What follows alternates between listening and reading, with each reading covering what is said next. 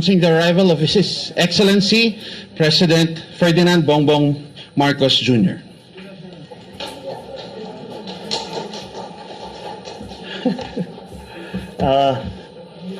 Yeah, I'll take this off so you can hear me properly. Good afternoon, everyone, and please take your seats. I thought that since today we had our first cabinet meeting, that I would like to report to you more or less what was discussed. As can be expected, we were there until 1 o'clock. We were there for 4 hours, but we still weren't able to cover everything. Ang nakapag-present at we had the discussions were the economic team who were able to put out the general principles that they would like to do.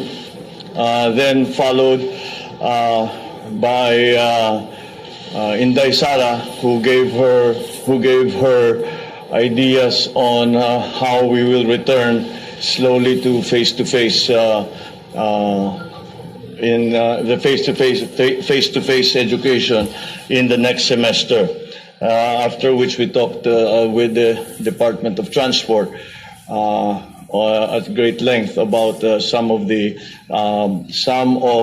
plans that we have to support the return of our students to face-to-face.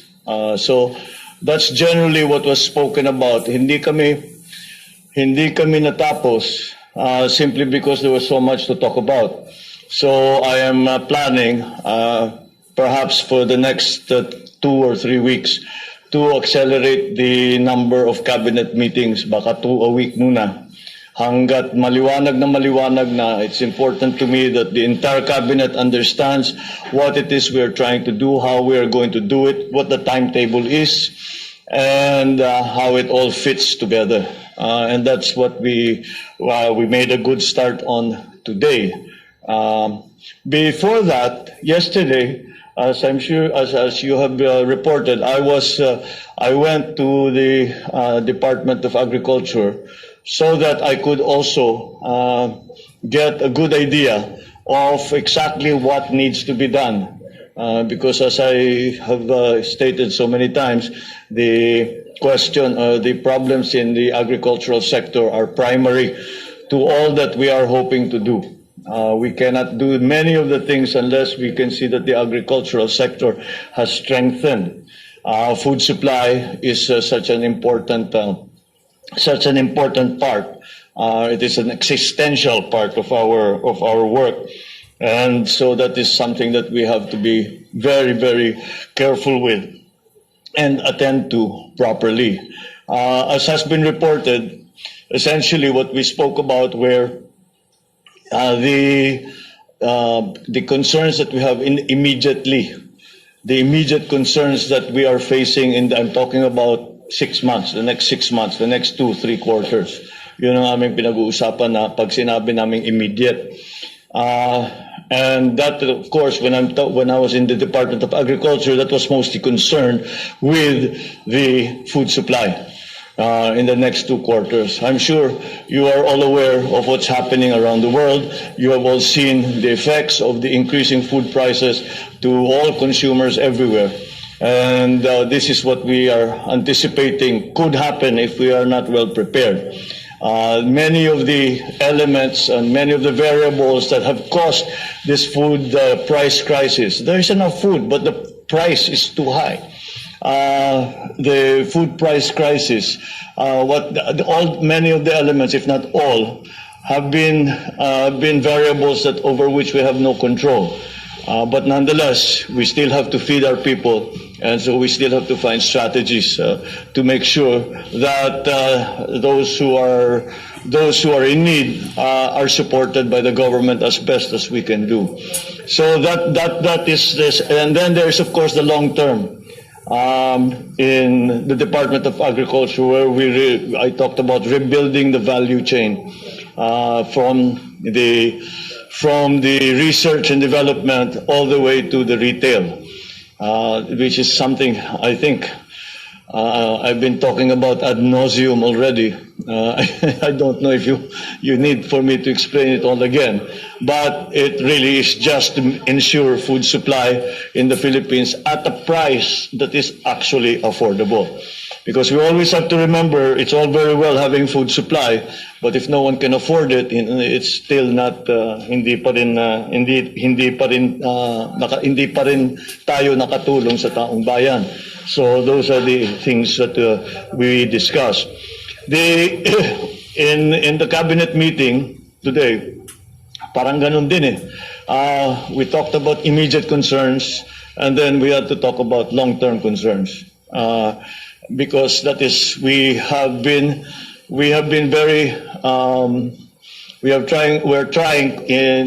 as we attend to immediate concerns, we are also trying to streamline the government so its function is better, its function is much more efficient and easier for the public as they have to do business, whatever business they have with the government, that it is easier and simpler and safer and more secure to do. So these are the different things that, of course, we spoke to it in much greater detail. And I think we will, as I said, I think that I want to make sure that every department, every agency has already the plan in mind para coordinated naman ang ating cabinet secretaries with each other. So that's the general gist of yesterday's my attendance yesterday in the Department of Agriculture and the cabinet meeting that we had earlier today. So I think I will now open the floor to a few questions. Ms. Maricel Halili. Hi sir, magandang hapon po. Sir, Good afternoon. may we know kung ano po yung most important marching order ninyo to all the cabinet secretaries following the first cabinet meeting earlier? Oh, you cannot. I don't think we can say one. I think essentially is we got into much more detail, so there are no generalizations anymore. Kasi we've been talking anyway for 2 months. Matagal na namin pinag-usapan yung mga general concepts and general principles. So ang pinag-uusapan talaga namin is already what we are going to do, when we are going to do it, how we are going to do it, etc., etc., etc. So each department has got very different instructions. The only thing that we have to that it looks like is how that we have to realize how interconnected all the government is. That everything that's done on one hand affects the government in another place. Sometimes not to its advantage. So we have to be careful about doing all of that properly. So there isn't one single one. I suppose if there's one single one is let's get our bureaucracy streamlined. I gave them. I said I will not. I give you a relatively free hand in deciding who you want to hire and how you want to change the structure of your department. If indeed that's what you want to do, but do it soon because we have work to do and we have to get to work immediately. I think there are some easy, not naman easy, but there are some things that are immediately accessible in the sense that we can start doing something about it already. The first thing that is an example of that was in Daisara's announcement that we have a plan for full face-to-face by November of this year.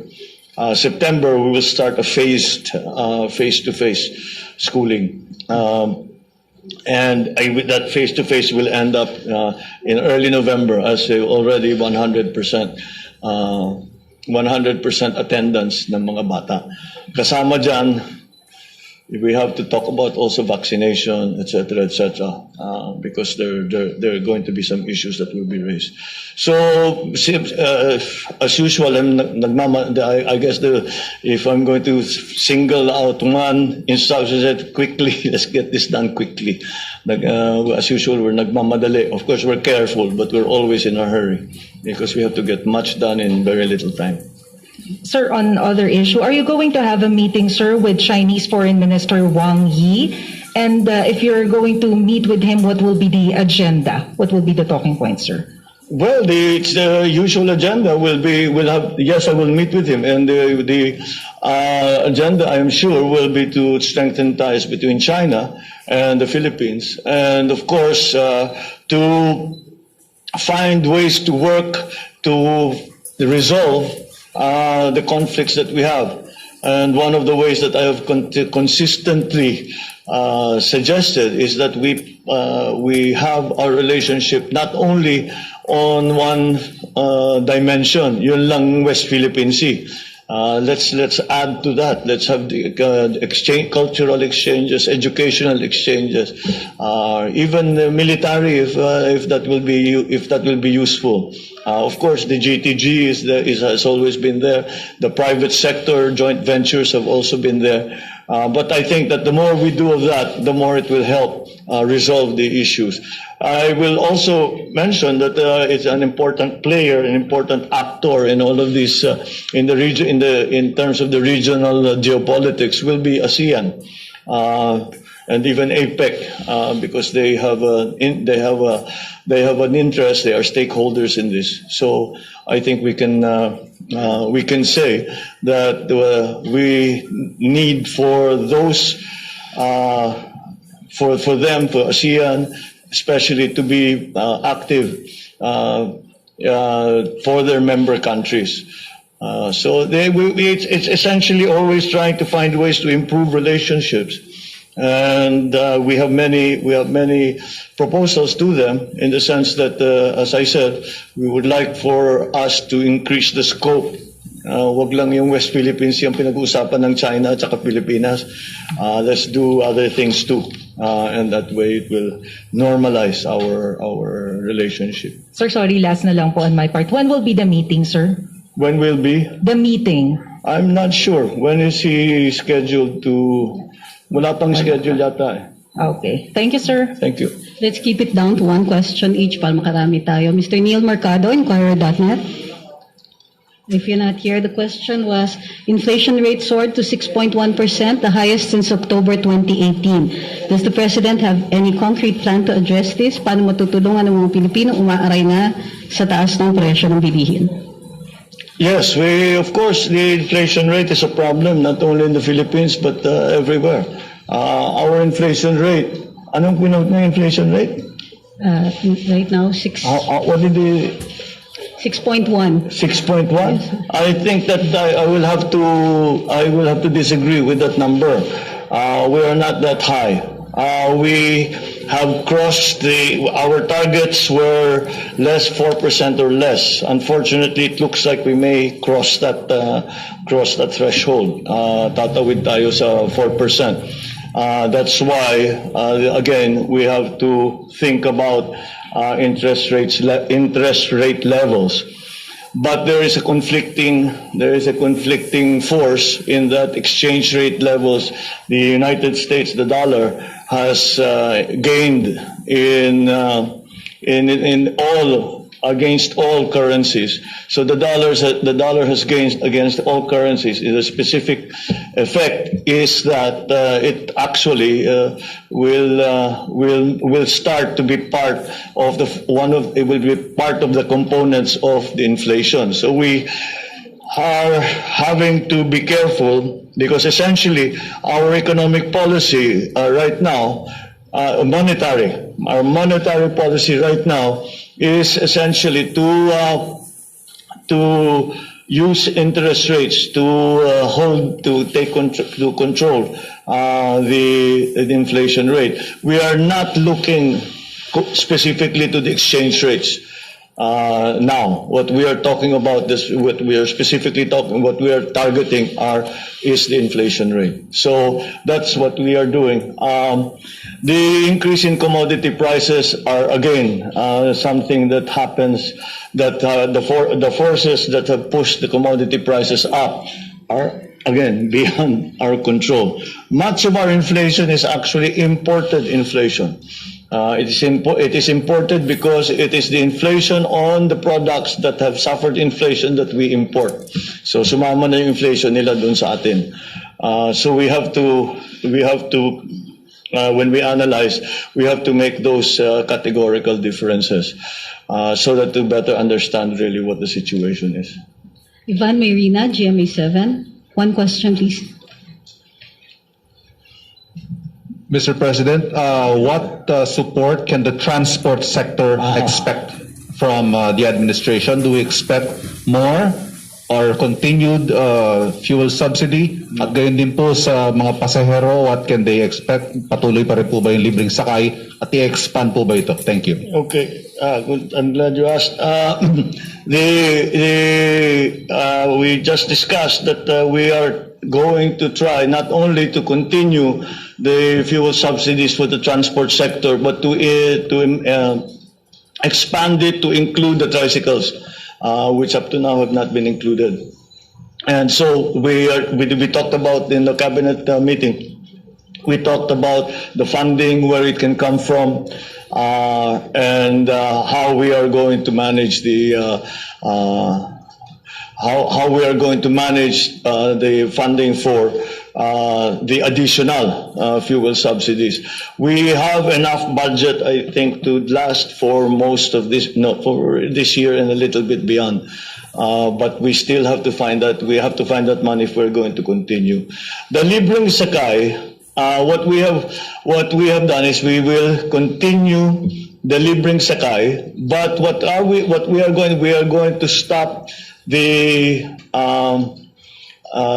libreng sakay in MRT 3. We will transfer the libreng sakay to students. Sorry, I think I'm doing this wrong. Libreng sakay continues as is.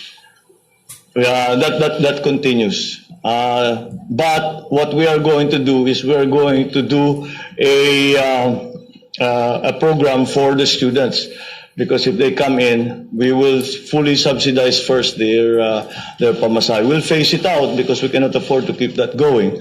But students will ride for free on LRT 2, which is going to the university belt. So yes, so that's what we extended the fuel subsidy, and we moved the subsidy or the subsidy for riders to the LRT to assist our students who are coming back in September. Thank you. Thank you. Ms. Bettina Unite, Manila Bulletin.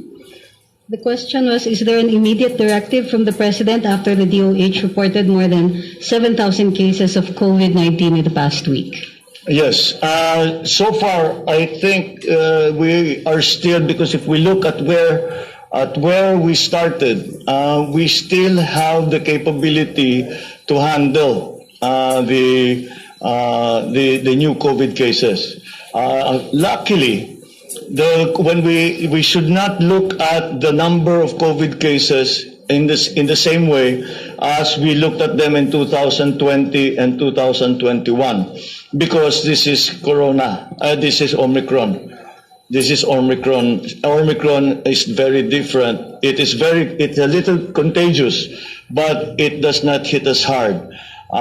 In fact, the general experience has been people are down maybe for 2, maybe 3 days, and that's like flu. It's like having flu. So we are getting to that point where we are learning to live with the coronavirus, specifically with the Omicron variant and the other variants that are coming. Because of this, though, the science has come back to us that for the original variants, mga alpha, yung una, 2020, okay na to have the 2 doses. That gives you good immunity. But with Omicron, you apparently need a third dose, which is a booster dose. So we will be encouraging that, especially for younger people, because again, we have to be concerned about their return to school. So that's the general policy. We will reinstitute again the vaccination drive, so that we can at least feel safer when the children go back to school. We have a last question. Rex Limitio from CNN.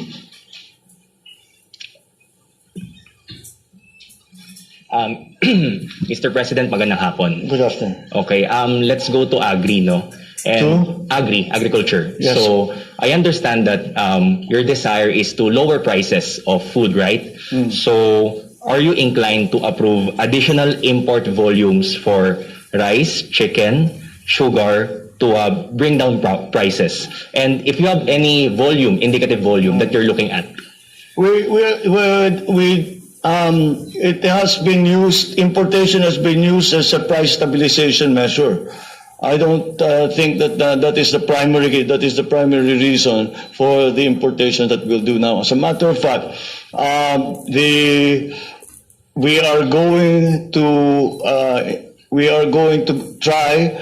No, I think we will do it in the Department of Agriculture to boost production of rice and corn in the coming 2 quarters, hanggang Pasko, until after Christmas. Again, because there are several reasons for that. The reasons because we would prefer not to import. We would prefer to import as little as possible. So we should increase our own production of rice and corn. Corn especially became very important because the feed wheat that we were importing, na-cut off ang supply natin. So we have to substitute it with corn.